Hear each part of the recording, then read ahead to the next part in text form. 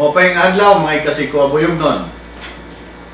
So kagabi July 2 sa gabi nasabtan naton nga dinhi sa abuyog may daan naton ikaupat nga nagpositibo sa COVID-19. Amin ni siya si Patient D.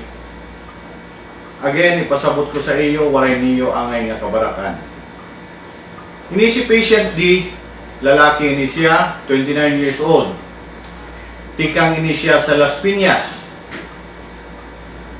Pag-abot niya nga ni sa Leyte, kaya niya ginsakyan kutubla sa San Juanico Bridge, kaya waray patabuka, ginsundo ini siya sa naton LGU vehicle.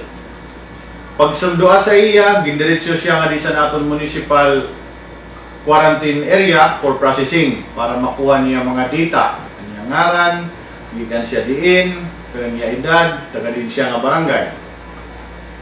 Sitong nga time, gin-rapid test naton siya. Kaya aton protocol, every time may da mo abot, aton gin-rapid test. Sa rapid test, nag-positive ini siya. Pag positive niya sa rapid test, gin-katulot ini naton siya dayon sa aton municipal isolation area. Sa niya pag-uli, gikan sa Manila, aniya ginsakyan, nagbanla siya.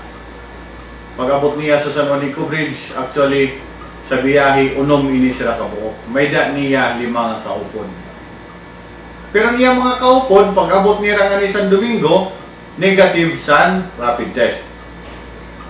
Pero bisan pa man negative, gin-isolate tagyap ini sila.